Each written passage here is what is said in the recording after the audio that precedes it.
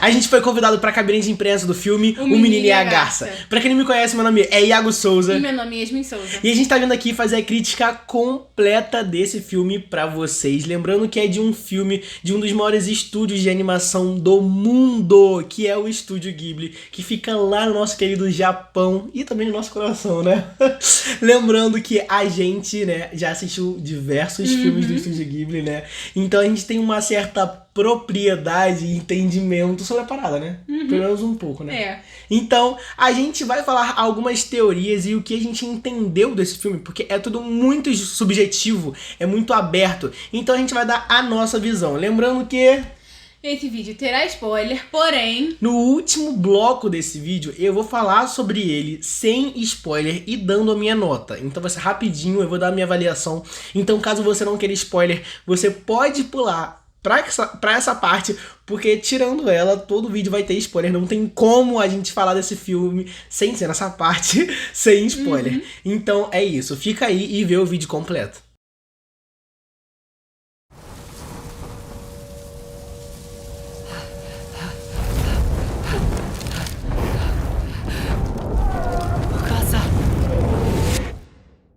Bom, agora a gente vai falar um pouquinho da sinopse desse filme e que é muito importante. Falar que na internet não tinha quase nenhuma informação sobre ele, então a gente já conseguiu realmente pensar numa sinopse conversando, né? Então, vamos lá, tá? Tem um menino chamado Marito, ele tem por volta de 12 a 13 anos e a mãe dele morre num incêndio por conta do bombardeio da guerra. E ele morava em Tóquio e o pai dele acaba transferindo a empresa pro interior e ele vai morar junto com esse pai e com a madrasta nova dele. Lembrando que isso tem um intervalo de tempo, o padrasto dele não foi a mãe morreu e já tá casado com outro. Não foi assim. Inclusive, essa nova madrasta dele é tia dele. Sim, isso pra gente foi um pouco problemático assistindo o filme, né?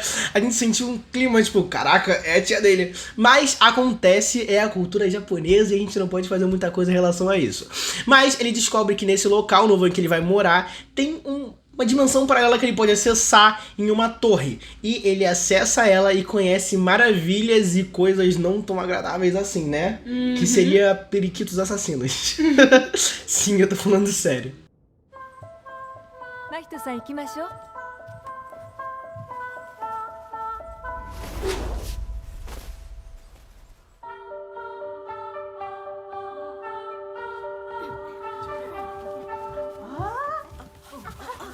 O roteiro tem seus erros e eu quero que a Yasmin comece falando dos erros pra eu poder falar dos acertos. Então, por favor, por gentileza, inicie a falar dos erros do filme. Eu acho que, inicialmente, o filme ele é muito denso. Sim. Então, quando você começa a ver ele, você sente que... Tá um pouco enrolado, né? É um pouco enrolado. Não pelo tempo do filme, mas pelo andamento dele, Até sabe? os acontecimentos são muito demorados, né, pra chegar. E quando chega, você espera que vai ser um ápice E não vai ser. não é, entende? Eu acho que isso alonga um pouco a história. E também quebra um pouco da expectativa do público, né, de assistir o filme. Então, assim, eu acho que só esses são os erros, tá? Que é do roteiro e não é um erro que vai destruir o filme. Não, definitivamente não. Até porque o roteiro é genial na questão sobre você ter que pescar uma situação pra conseguir entender outra. É um quebra-cabeça que você tem que fazer na sua própria mente. É muito louco. Eu só realmente entendi o filme, a narrativa, a história do filme, no final, que foi quando eles explicam uma coisa que aí você consegue entender realmente todo um contexto, não é?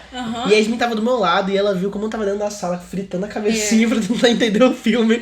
E sim, dá pra entender, tá, gente? Mas é assim, vocês têm que querer entender esse filme.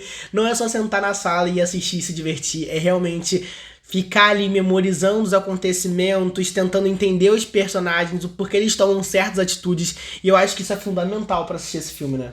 Eu acho que é muito importante você saber disso. E pra não quebrar a expectativa, né? E ir com uma expectativa de que não vai ser um filme agitado, Sim. mas sim um filme calmo. Mas tem algumas Tem agitações, mas não é um filme tipo A Princesa Mononoke, né? Ou Nausicaa. A Viagem de Chihiro não é nesse nível de velocidade. Ele é um pouco mais lento, mesmo tendo acontecimentos interessantes durante o filme inteiro.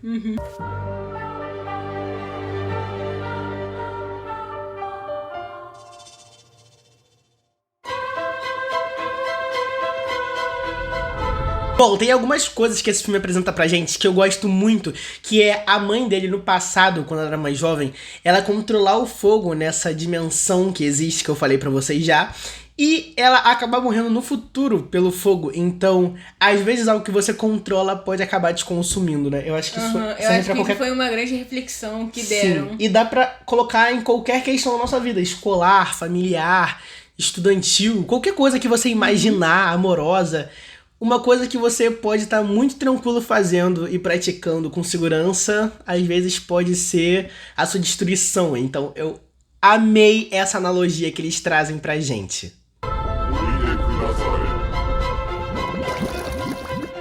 E a gente falou que ia ter teorias aqui pra vocês, e a nossa principal teoria que a gente ficou discutindo muito, na verdade a gente quase brigou e saiu na mão aqui pra tentar ver quem tava certo, mas no final a gente acabou juntando a minha teoria com a teoria da Yasmin, e a gente formou uma teoria maravilhosa, que é o porquê ele chamou a madrasta dele de mãe. Não o porquê, que a gente entendeu que ele realmente assumiu ela como uma parte da família, né? Ele se conectou com Sim, ela e a teve gente um carinho. entende isso. Sim, mas por quê? Como começou? Como começou? E tem uma cena do filme que é quando ele encontra ela nessa outra dimensão, que até então ela tava desaparecida, e ele grita, mãe!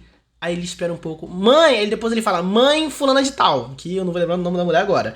E aí eu acho isso muito interessante, porque ele chamou ela de mãe naquela hora de desespero, porque tinha uma magia ali acontecendo pra afastar ele, né? Tipo uns aviões de papel, né? Uns papéis ali. Empurrando ele e... afastando, né? E a conclusão que a gente chegou foi que ele se lembrou de quando ele tava atrás da mãe dele e ela tava no incêndio. Exato. E ele não conseguiu entrar por causa do fogo. Se sentiu impotente, né? E aí ele se sentiu impotente naquela situação e se lembrou de quando ele tava no meio do fogo. E exatamente. Aí veio a sensação de mãe. E aí ele aceitou Sim. que ela era a mãe dele. Exato, porque ele sentiu o mesmo sentimento que ele sentia pela mãe, pela madrasta. Então, ali, a mente dele desbloqueou e ele falou, cara, isso que eu tô sentindo não seria por qualquer pessoa, e sim pela minha mãe. Então, você também é uma nova mãe pra mim. Ele não substitui ninguém, ele acrescenta na família dele. E essa virada de chave pra mim sobre a família dele, a mãe dele, é fundamental pra contextualizar o como que funciona o relacionamento deles dois e a gente entender o porquê ele decide passar todas as dificuldades, tudo que ele teve que sofrer muito nesse mundo por uma pessoa que no começo do filme ele nem se preocupava. No começo do filme ele nem gostava dela, ela tava passando mal e ele tava cagando pra ela. Tranquilaço. E aí depois quando ele viu que ele realmente se importava com ela, ele foi atrás dela até o final. Até o final mesmo, gente. Então realmente isso pra gente eu acho que é a teoria mais interessante do filme, né? Eu acho que é a teoria que faz mais sentido nessa situação. Se você ver o filme, você vai entender do que a gente tá falando. Sim, vai entender.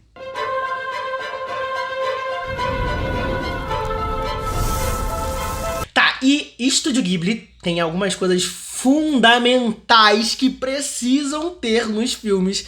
E eu quero ver se Yasmin pescou algumas coisas que eu vi. Trilha sonora, vamos lá. O que você achou? Cara, eu fiquei arrepiado no filme. A trilha sonora é muito boa. A trilha sonora combina e ela é posta nos lugares certos, como todos os filmes dos Ghibli. A maioria, então, pelo menos, né? A grande maioria. Mas, é claro, não tem uma música tão emblemática quanto a do Castelo Animado, né? Isso ninguém tira, ele está ali no topinho dele, não tira. Mas é inevitável falar que a trilha consegue ter uma energia, ela te cativa. E você fala, vai lá, moço, corre, vamos correr, tá ligado? No meio da sala, então eu acho isso muito legal. A animação tá perfeita, né? A animação tá muito bem feita. Sim, e outra coisa que eu queria acrescentar, eu não sei se você reparou, mas a Yasmin também já tá safra no Estúdio Ghibli, tem algumas novidades na animação deles.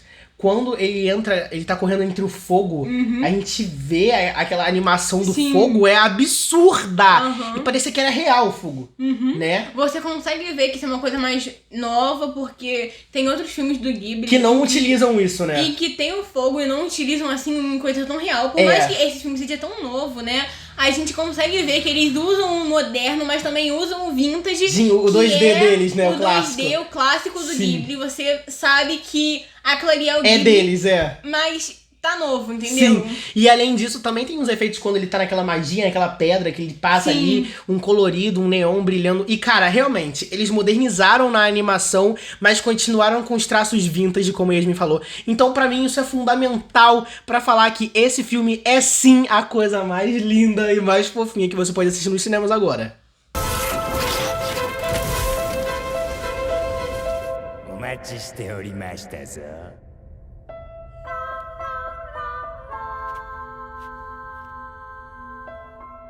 E a minha nota pro filme O Menino e a Garça é 4 de 5. E a sua? A minha é 3,5 de 5, mas vai entre 4 também. Cara, é um filme muito bom. Ele te cativa. Então, aqui não se preocupa, não tem mais spoiler. É um filme que tem personagens super interessantes, tá? A Garça é o menos interessante, mas tem personagens super interessantes. E com muita referência aos conteúdos antigos que o Estúdio Ghibli já fez, né? Meu Amigo Totoro, Princesa Mononoke, mais o quê? Castelo Animado. As Memórias de Marnie. Sim, e cara, você vê isso com facilidade. Então, assim, se você não viu nenhum filme ainda, tenta ver pelo menos esses pra você identificar algumas coisas, né? Eu acho legal, né? Você conseguir pescar algumas informações que esse filme te traz. Mas assim, gente, não é um filme introdutório, tá? Pra esse estúdio, mas é um filme maravilhoso que você consegue sentir o peso dele. E é claro, raciocinem muito pra conseguir interpretar esse filme. Mas comenta aqui embaixo, você já viu algum filme do Estúdio Ghibli? Bom, a gente já viu bastante, né? Eu já vi 15, você deve ter visto uns 9, né? Por aí. Uns 10, por aí. É, pra mim faltam 8 filmes pra terminar todos os filmes do estúdio e eu estou muito animado. E quando eu terminar, eu vou vir aqui fazer um vídeo sobre todos os filmes. Eu vou comentar um pouquinho de como que ficou o meu ranking e qual é o melhor pro pior. Então, fica acompanhando no canal pra saber mais sobre o Estúdio Ghibli. Além disso, curte o vídeo e se inscreve no canal, porque eu tô sempre postando conteúdo de cinema, filmes e séries pra vocês.